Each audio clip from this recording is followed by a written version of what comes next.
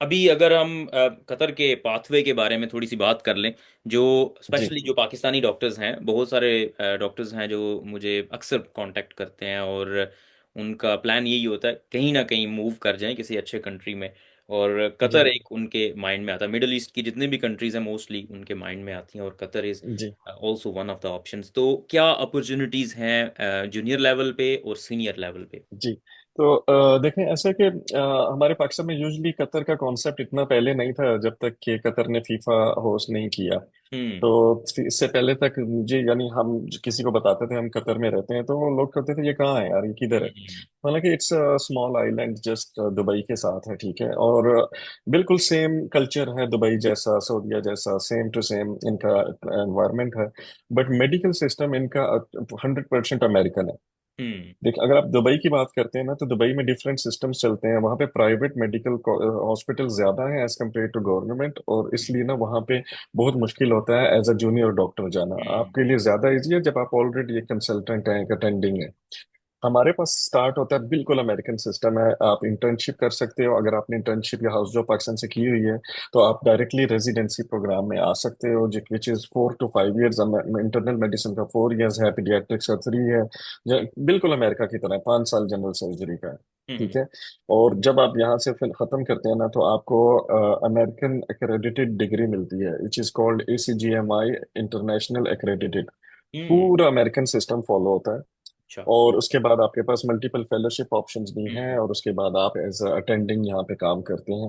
हम्म। और इसमें पहले बहुत इजी था बट अब काफी competitive हो गया है। हम्म। बिकॉज पहले इनके अपने मेडिकल कॉलेजेस नहीं थे तो जो भी हायरिंग होती थी वो इंटरनेशनली होती थी। तो हम्म। अब रिसेंटली इनके इनके पास कॉर्नेल आ गया न्यूयॉर्क से, तो वहां से भी लोकल्स इनके निकलते हैं, तो काफी ना कॉम्पिटिटिव हो गया, but still there is chance. अभी हम्म। लास्ट ईयर भी काफी पाकिस्तानीज आए हैं हमारे पास। और यूजुअली होता ये है कि रिक्वायरमेंट ये है कि आपको USMLE स्टेप 2 CK करना होता है। ठीक ठीक है। है। और उसका एक ऑल्टरनेटिव होता है आई फॉर्म। हम्म। वो basically as an assessment tool होता है USMLE का, बट ये एक्सेप्ट कर लेते हैं उसको। अच्छा। और उसके बाद आइल्स होता है, आइल्स में आपको 7 ओवरऑल बैंड चाहिए होता है सबके अंदर। ठीक है। ठीक हो तो गया। ये आपकी रिक्वायरमेंट्स होती हैं हर हम्म। साल मार्च अप्रैल में। और इनकी वेबसाइट पे रेजिडेंसी स्लॉट्स ओपन होती हैं। आप ठीक है। ऑनलाइन अप्लाई करते हैं, ऑनलाइन एप्लीकेशन फिल करते हैं। हम्म। तो विद इन 3 to 4 months आपको इंटरव्यू की ईमेल आ जाती है, और नवंबर दिसंबर में इनके ईमेल इंटरव्यूज होते हैं हायरिंग के लिए। हम्म। तो हर प्रोग्राम के अंदर काफ़ी सीट्स होती हैं। इंटरनल मेडिसिन की 50 सीट्स होती हैं, और सर्जरी की कम में 6 से 7 होती हैं। हम्म। और इसी तरह ऑर्थोपेडिक, प्लास्टिक, सबके अपने अपने जो हैं इंटरव्यूज डिफरेंटली मतलब होते हैं। हम्म। और मैं समझता हूँ कि अगर आप सपोज आपने अपनी पाकिस्तान में ट्रेनिंग कर ली है तो फिर भी आप आ सकते हैं। आप FCFS को, दे एक्नॉलेज FCPS, अच्छा। बल्कि अच्छा मतलब मानते हैं। और बस आपको जो है प्रोमेट्रिक एग्जाम देना होता है जो हर कंट्री में होता है, हम्म। और इंग्लिश का टेस्ट देना होता है, और हम्म। आप उसके बाद एज अ स्पेशलिस्ट आते हैं यहाँ पे। अच्छा। और specialist is with in 1 to 2 years वो आपको कंसल्टेंट प्रमोट कर देते हैं। अच्छा। जबरदस्त। जी। तो अच्छी बात है। और इसमें एफसीपीएस लेवल पे, मतलब अगर एफसीपीएस करके कोई जाए तो कंपटीशन ज़्यादा है, या अगर कोई स्टेप 2 और आइल्स करके रेजिडेंसी में अप्लाई करे तो कंपटीशन ज़्यादा I think as a residency, आप अगर एज अ रेजिडेंट आते हैं, यानी ट्रेनिंग यहाँ करते हैं ना, तो उसमें आपके पास चांस बहुत ज्यादा होता है। क्योंकि आप देखो यार, 50 सीट्स इंटरनल मेडिसिन की हैं। है? तो आप खुद सोचो, लेकिन स्पेशलिस्ट जब आप आते हो ना तो तब आपको पोस्ट का वेट करना होता है। हॉस्पिटल एडवर्टाइज करेगा तो आपको पोस्ट मिलेगी, अगर है ही नहीं, अगर एक हम्म। डिपार्टमेंट नहीं कर रहा तो आप वेट करते रहते हो। बट हम्म। हर साल रेजिडेंसी तो हो रही है, हर साल हम्म। इंटरव्यूज हो रहे हैं, तो ज्यादा इजियर तो वही है। हम्म। बट अब मैं अपने उन डॉक्टर्स को बिल्कुल डिसअपॉइंट नहीं करना चाहता जो ऑलरेडी अपने ट्रेनिंग से गो थ्रू कर चुके हैं, because they will not offer you another training. अगर आपने हम्म। FCPS कर लिया है तो आप अमेरिका में आप कर सकते हो, बट हम्म। यहाँ पे आप दोबारा नहीं आप ट्रेनिंग ले सकते। तो हम्म। FCPS का पाथवे डायरेक्टली स्पेशलिस्ट का होता है, और उसके में जब पोस्ट आती हैं आपके, उनकी ऑनलाइन पोर्टल पे सब कुछ अवेलेबल है। हमद, इनका एक गवर्नमेंट हॉस्पिटल है, उसके हम्म। अंडर 10 हॉस्पिटल्स हैं। तो काफी पोस्ट निकलती रहती हैं, बल्कि हर महीने मेरे, मैं जानता हूँ हमारा व्हाट्सएप ग्रुप है डॉक्टर्स का जहाँ पे सारे न्यू डॉक्टर्स हैं, हम्म। आते रहते हैं। GPs आते हैं, ऑर्थो में आते हैं, न्यूरो में आते हैं। तो हम्म। दोनों तरफ से ठीक है। I think in any state, in any experience level, you can come है। अच्छा, ठीक है। और जो वेस्टर्न कंट्रीज हैं जैसे यूके हो गया या यूएसए हो गया, वहां से जो लोग ट्रेनिंग करके या इवन विदाउट ट्रेनिंग भी अगर कोई आना चाहता है तो उसके लिए क्या अपॉर्चुनिटीज हैं, कोई बेहतर अपॉर्चुनिटीज हैं या मुश्किल काम देखें, जो तो यूके, ऑस्ट्रेलिया, अमेरिका से ट्रेन हो के आ गए, है? तो वो तो they will be sitting on a gold mine, क्योंकि उनको पैकेजेस डबल मिलते हैं, पोजीशंस सबसे टॉप की मिलती हैं। इट्स लाइक अरब में एक ये है कि they will always give you better position जब आपका ट्रेनिंग बाहर से है या एक्सपीरियंस बाहर का है। हम्म। तो सपोज अगर एक आदमी, यानी जो है वो एक 10,000 ले रहा है, जो कि हम्म। यहाँ का ही ट्रेंड है या पाकिस्तान से हम्म। एफसीपीएस करके आया है, बट जो यूके और यूरोप से आता है तो सीधा सीधा डबल पे सैलरी पे आता है। और उसकी पोस्ट भी एक नॉर्मल कंसल्टेंट नहीं होगी, वो सीनियर कंसल्टेंट लेवल पे आएगा या डायरेक्टर या प्रोग्राम डायरेक्टर, वो हम्म। उन लेवल्स पे आते हैं। तो ये एक बहुत बड़ा डिफरेंस है। हम्म। कभी कभी इसको नहीं पसंद किया जाता, खासतौर पे जो हम लोग, जो हम उनकी अपनी बिल्कुल। प्रोडक्ट है, हम उनके ट्रेंड है, बट फैक्ट फैक्ट है। और ये मिडिल ईस्ट पूरे में यही रूल है।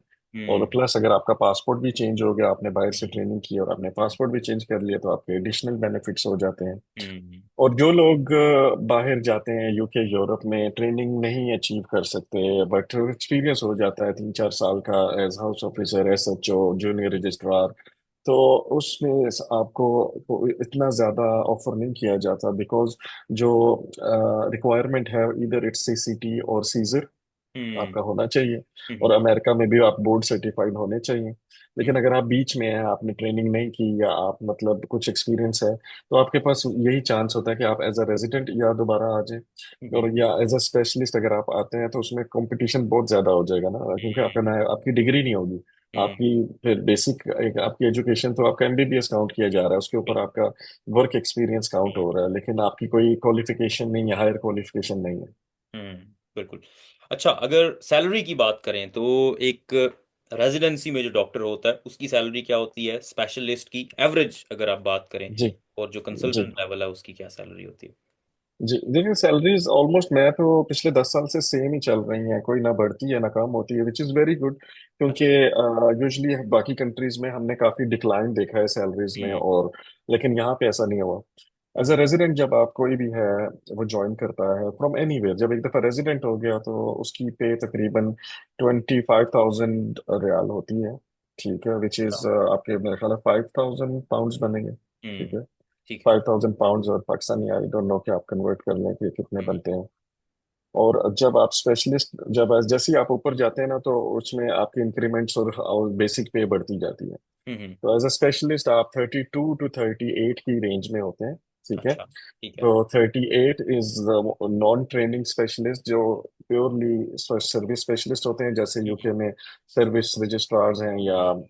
तो उनको 38 तक चला जाता है। और जो पैकेज फेलोज और ट्रेनिंग स्पेशलिस्ट होते हैं, उनका 32, which is the lower range of hmm. Specialist, उनको मिलता है। ठीक है। And then comes the next stage after 2 to 3 years, जो कि अटेंडिंग या कंसल्टेंट होती है। ठीक है। हम्म। तो उसमें आप अनदर जो है 10,000 ऐड कर लें, तो ऑलमोस्ट आप 50-55 तक पहुंच जाते हैं, which hmm. Is around 10 to 11,000 pounds. ठीक है। तो आप टैक्स फ्री हैं, जो जो ये आपको टैक्स मिल फ्री रहा है। है वो 100% आपके अकाउंट में आता है। हम्म। बेनिफिट्स हैं, स्कूल फी बच्चों की, एनुअल टिकट्स आपको, प्लेन टिकट्स मिलती हैं, स्कूल फीस का आपको होता है, बहुत कुछ है, घर मिल जाता है, फोन बिल्स, वो अलाउंसेस बहुत ज्यादा उनकी तरफ से होते हैं, which hmm. Is very good as compare to other countries. बिल्कुल। बिल्कुल। हाँ जी, ये मेरा भी यही ख्याल है, जो मिडल ईस्ट है उसमें एक तो बहुत सारे लोग स्पेशली जो पाकिस्तानी ओरिजिन है जिनका, उनका एक तो थोड़ा सा रिलीजियस एलिमेंट भी होता है टू बी ऑनेस्ट, और जी। उनका थोड़ा लगाव ज़्यादा होता है इन कंट्रीज़ में। और दूसरा, टैक्स बहुत कम टैक्स है या बिल्कुल ना होने के बराबर है, और फिर उसके बाद आपको जो अलाउंसेस और बेनिफिट्स मिलते हैं, ये हर कोई जी। इसके बारे में बात करता है। और आजकल तो इतना क्रेज़ है यहाँ पे स्पेशली यूके में, जी। बहुत सारे लोग जो कंसल्टेंट बन चुके हैं और जो अभी ट्रेनिंग में है कंसल्टेंट बनने वाले हैं, एवरीबॉडी इज ड्रीमिंग कि भाई सीसीटी करो एंड देन फ्ली। निकला। तो बल्कि ऐसे ही है, मैं अभी, जैसे आपको पता है, मैं ऑक्सफोर्ड में था ये 3 दिन पहले, वहां पे हम्म। हमारी कॉन्फ्रेंस थी। तो बहुत सारे पाकिस्तानी जूनियर कंसल्टेंट्स जो अभी अभी 6 महीने पहले कंसल्टेंट्स बने हैं, तो दे अप्रोच्ड मी और उन्होंने मुझसे यही कहा, यार कैसे आना है कतर में। हम्म। मैंने कहा यार अभी 6 महीने हुए हैं कंसल्टेंट बने, कोई 1-2 साल लगा लो। नहीं नहीं, बस सामने निकलना है, मिडिल ईस्ट आना है, कतर आना है। तो फिर उनसे मेरे कांटेक्ट हो गया, बल्कि काफी I am in touch with them, उनसे चल रही है बातचीत। बट डेफिनेटली आप, बट आई विल प्रेफर के इधर आप शुरू से आ जाओ जैसे रेजिडेंसी में, और फिर उसके बाद अगर जो बाहर है ना, स्पेशली यूके में या यूरोप में कहीं पे भी है, तो वो बीच में ना आए, बिकॉज वो फिर ना बेनिफिट नहीं होगा, या तो कुछ डिग्री कंप्लीट करने फिर हम्म। उनको बेनिफिट ज्यादा होगा। बिल्कुल। हम्म। चलें जी, ये तो बहुत ज़बरदस्त हो गया। Thank you so much for all the information. उम्मीद है बहुत सारी इंफॉर्मेशन लोगों को मिलेगी, कुछ क्वेश्चंस भी होंगे। और जी डॉक्टर फ़खर शाहिद के बारे में ये बात बड़ी मैं वसूख से कह सकता हूँ, बहुत हेल्पफुल हैं। जो इनके फेलो कॉलीग्स हैं और जूनियर डॉक्टर्स हैं, और ये जो ऐप इन्होंने बनाई है, ये इस बात की शाहिद है कि how how much he cares about the junior doctors and fellow doctors. तो उस ऐप को एक दफ़ा मैं लिंक नीचे प्रोवाइड कर दूंगा, आप उसको देखें, एक्सप्लोर करें। अगर वो आपके लिए है तो उसको, आई थिंक सब्सक्रिप्शन है उसकी, अगर थोड़ा सा बता दें उसके बारे में। जी। तो सब्सक्रिप्शन इसकी बहुत थोड़ी सी रखी है, $7 पर मंथ है, फर्स्ट मंथ आपके लिए फ्री है। आप ठीक है। उसको एक्सप्लोर करें प्लेटफॉर्म को। हम्म। और पाकिस्तानी 2,000 रुपये भी नहीं बनते। ठीक तो है। काफ़ी चीप रखी है उसको, बिकॉज सिर्फ क्लाउड चार्जेस हैं जो डाटा सिक्योर होता है या स्टोर होता है। हम्म। तो I think just to accommodate surgeons, doctors, medical students, ताकि उनको प्रॉब्लम ना हो हम्म। इस मामले में। हम्म। बिल्कुल ठीक हो गया।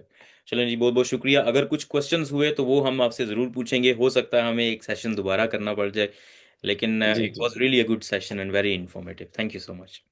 Thank you very much.